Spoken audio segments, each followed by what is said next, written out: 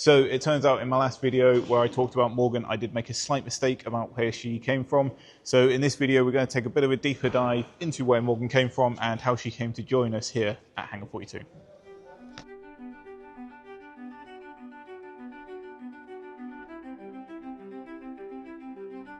So a couple of people rightly pointed out that I made a small mistake in the last video about Morgan, where I said that Morgan was the gate guardian down at RAF St Morgan. Morgan in fact came from Spitfire Corner, which was near to RAF St Morgan. Spitfire Corner was the home of aviation enthusiast and Spitfire lover Barry Walland.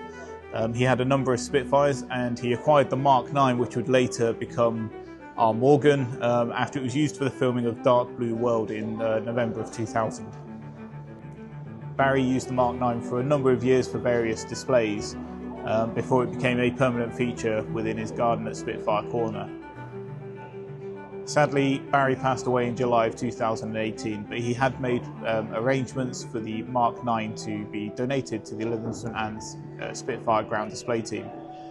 By this point, the Mark 9 Spitfire had spent a few years sitting in the garden and had fallen into a bit of a state of disrepair. A team of volunteers made their way from Hangar 42 down to Spitfire Corner in order to facilitate loading the Mark 9 onto a trailer and bringing it back to Hangar 42, where arrangements were made for it to be returned to GB Replicas, who originally manufactured it for a full exterior restoration. Morgan was named because of Spitfire Corner's proximity to RAF St Morgan. And interestingly, Morgan is not the only Spitfire from Barry Walland's collection that has made it to the hangar. In 2015, Hangar 42 director John Coombs purchased a Mark II Spitfire from Barry's collection, and she now sits alongside Morgan as Vicky, our much beloved Mark II Spitfire.